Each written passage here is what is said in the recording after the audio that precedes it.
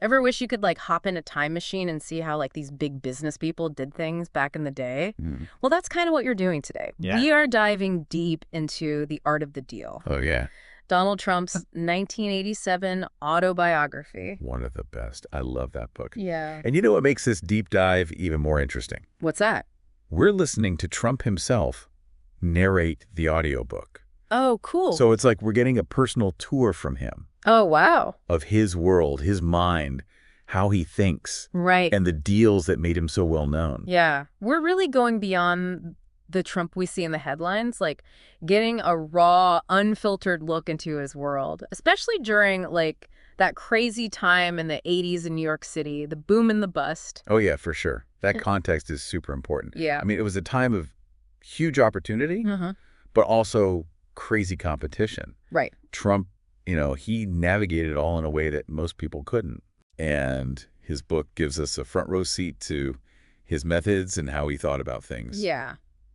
Okay, let's jump right in. Trump starts off by just describing a typical day for him back then. And, oh my gosh, it's nonstop meetings, phone calls, helicopter rides. Yeah, he's always moving, always working. He's like a one-man show. He even mentions going to a press conference about pouring concrete for the Woolman rink in Central Park. You know, that little detail is a perfect example of how Trump thinks strategically. Really? Yeah, so the city had been trying to renovate that rink forever, spending millions. Oh, wow. Getting nowhere. Stalled 7 years, and Trump comes in, takes over, and finishes it. Under budget and ahead of schedule. Boom. Instant PR win. Shows everyone he can get things done when others fail. So it's almost like he likes those impossible projects and turning them into wins. Yeah, and it wasn't just about building things. Yeah. It was image, too. Yeah. He knew how important it was to look good in the public eye. All right. A rundown Woolman rink. Yeah. It was an eyesore for New Yorkers. Yeah. And a political problem for the city. Oh, for sure. By fixing it, he's not just being a good guy and solving the problem. He's making himself the hero. It's genius. Brilliant PR move. He even, he manages to slip in this funny story about Ivana, Ooh. his wife, working harder than him, managing their casinos in Atlantic City. Right. It just gives you a sense of how fast-paced their lives were, almost chaotic. Yeah. But it also shows that he believed in having good people around him and being able to delegate. Yeah. And let's be real, Ivana Trump was a powerhouse in her own right. Oh, yeah, absolutely. It reminds us that behind every great entrepreneur, there's usually a whole team of people just as driven. Yeah. Now, when it comes to making deals, Trump doesn't hold back. No, he doesn't. He just lays out his core beliefs: leverage, strategic thinking, knowing when to walk away. Right. And hearing him talk about it in his own words, fascinating. One of the best examples is the Commodore Hotel deal. Oh, yeah. This is a huge rundown hotel, but in a perfect spot. Right, by Grand Central Station. Exactly. And instead of getting scared off by the challenge, Trump saw the potential. He convinced the owners to publicly say they were closing the hotel. Interesting. Created this sense of urgency, leverage in his talks with the city. So he intentionally made it seem worse to get a better deal? That's bold. It is. And it worked. By making it look like a crisis, Trump was able to position himself as the solution. A boarded-up hotel in that location. Bad news for the city. Yeah. Politically, a nightmare. They were desperate to find someone to fix it up.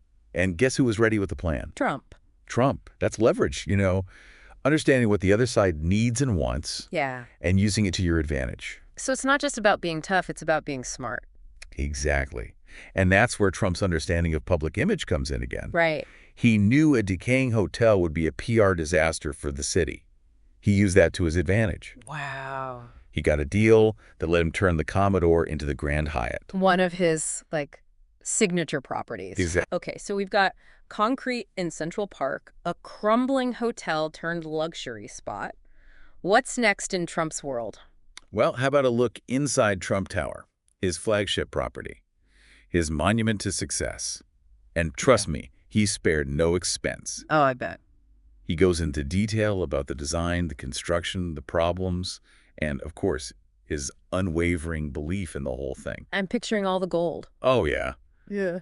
But it's not just about being flashy. Yeah. There's strategy behind it all. Okay. One of the most interesting stories he tells is how he got the air rights for Trump Tower Oh. from Tiffany & Co.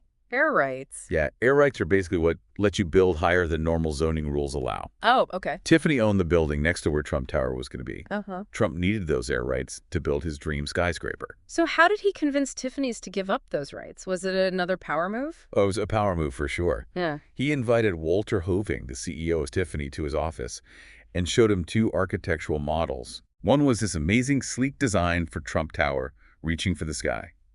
The other, a hideous, bulky monstrosity, would completely block Tiffany's building. Oh, wow. I can see where this is A going. little visual persuasion. Yeah. Trump basically laid out their options.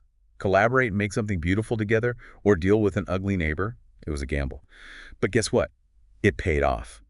Hoving loved Trump's vision and agreed to sell the air rights for a really good price. So again, it's boldness, strategic thinking, understanding the other side. He's playing chess, not checkers. Always thinking ahead. Yeah. And not afraid to use unusual tactics. Whether you like his methods or not, there's no denying he's a master of the game. So from a rundown ice rink to a fancy hotel, a skyscraper in the sky, Trump's ambition has no limits. But I'm curious, what else does he get into during this time? Well, his next adventure takes him from the concrete jungle of New York to the lights and excitement of Atlantic City. A whole new set of challenges and wins. Ready to roll the dice and see what happens? Oh, yeah. Let's do it. Atlantic City. Casinos, boardwalks, gambling. What took Trump there? Well, in the mid-'80s, Atlantic City was changing a lot. People thought it could be the next Las Vegas, like a gold mine for anyone who could figure out the casino business. And Trump, always looking for the next big thing, he saw the potential and jumped right in. So this wasn't just another fancy hotel for him. Oh, He wanted a whole empire. Right. He wanted to build a brand there, Yeah. a place people would travel to, with his name on it. But like with anything big, there were problems. Yeah, I bet. Getting a casino license alone must have been a nightmare. Oh, yeah. And then you've got all the competition. From people already in the industry. It was tough. But Trump, he had a plan. He focused on getting a big piece of land so he could build more than just a casino. Oh, okay. A whole resort, hotels, entertainment, restaurants, the works. So he was thinking big from the start. Exactly. He knew that to be different, to be special, he had to offer more than just gambling, something that would make people want to come and stay. And he was willing to take risks to make it happen. Speaking of risks, he talks about how hard it was to actually buy the land Oh, yeah. for the Atlantic City project. That was a tough one. He says it took 28 hours to close the deal. Lawyers, negotiations, everything. It sounds like a movie. Oh, it was intense. Yeah. Real estate deals like that. High stakes, lots of pressure, millions of dollars. You need serious negotiating skills to pull it off. Yeah. And Trump's got them. He also mentioned something kind of surprising. He didn't actually go looking for Holiday Inn as a partner. Oh, really? Yeah. It was the CEO, Michael Rose, who wanted in on the Trump action. Wow. Even back then, the Trump name meant something. Big time. Rose saw that Trump had this ability Right. to get attention, create excitement, and build successful things. It was a good deal for both of them in the end. So now we've got the land, the license, a big partner. But that's not all for Trump, right? You know Trump, he's always got another move. What's next? While he's building in Atlantic City, he's also trying something else, something totally different. Professional football. Whoa. Hold on. From real estate to football. Yeah. In 1983, he bought the New Jersey Generals. I had no idea. They were part of the USFL, the United States Football League. Okay. So from casinos to football, that's a wild mix. But Trump always had a plan. What was it? He thought the USFL could be a rival to the NFL. Really? He wanted the USFL to switch to a fall schedule. Going head-to-head with the NFL, that's a bold move. Oh, yeah. A real challenge. And the NFL was not happy. I bet. They saw the USFL as a threat, Yeah. and they fought back hard. Oh, I'm sure. And then Trump sues the NFL He sues them. for antitrust, Yeah. saying they were being unfair and trying to kill competition. It's like David and Goliath. Right. Trump, the underdog, taking on the giant. Yeah. But it didn't work out the way he wanted. What happened? The USFL just couldn't keep up with the NFL. They have more money, more fans. The USFL folded in '86. Just a few years after Trump bought the team. Yeah.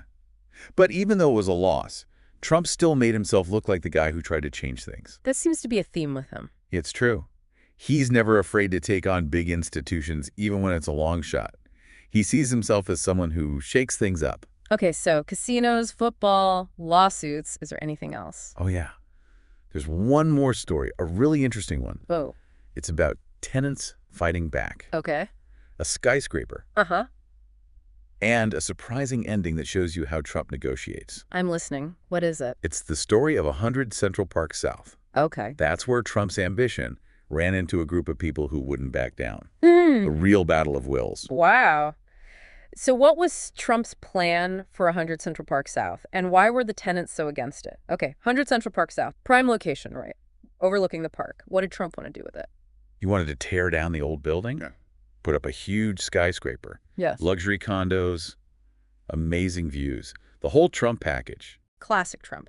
But why were the tenants fighting it? Didn't he offer to, like, buy them out or help them move? Oh, he did. But these tenants, Yeah. they weren't budging. They loved living there, your community. They weren't going to leave without a fight. To them, it was their home, their whole life. So it's like Trump sees a business opportunity and the tenants see their homes. Exactly that conflict you see in cities that are growing fast. Yeah, makes sense. And these tenants, they knew what they were doing. Hired good lawyers. Got the media on their side. Even sued Trump for harassment. They played the game. But Trump doesn't back down from a fight? Nope. He thought they were being sneaky. Yeah. And it frustrated him. But guess what? What? Their delaying tactics. It actually helped him. Really? How This is the 80s, remember? Real estate was booming. Prices going up like crazy.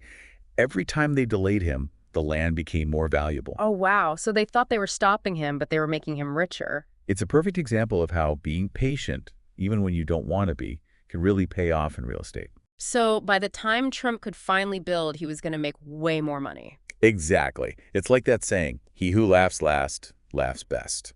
So another win for Trump, but not a simple one. It shows you. Success isn't always easy. There are bumps in the road, unexpected stuff. You got to know how to handle it, change your plans, even use the bad stuff to your advantage. And in The Art of the Deal, we see that a lot. Trump's belief in himself, his willingness to take risks, turning problems into opportunities, that's how he wins. The book is more than just about business. Yeah. It shows you how someone who became so famous thinks, the good and the bad. It's about ambition, never giving up, and doing whatever it takes to succeed, even if you have to bend the rules a little. We covered a lot in this deep dive, from Central Park to Atlantic City to that crazy tenant battle. We saw all sides of Trump, the businessman, the showman, the risk taker, the fighter. It makes you think, right? What's the biggest lesson from The Art of the Deal? Is it about negotiating, taking risks, or maybe just believing in yourself no matter what? I think it's about seeing the world as one big negotiation. Yeah. Whether it's business, your personal life, anything. It's true. If you understand what people want and how to use that, you can be really powerful. The book pushes you to think strategically, Mm-hmm. embrace challenges, Mm-hmm. and never underestimate yourself. So as you go out there, remember what we talked about today. Find the hidden opportunities. Don't be afraid to shake things up. And always negotiate from a position of power. Who knows, maybe you'll write your own Art of the Deal someday. Until next time, keep learning, keep asking questions, and keep diving deep.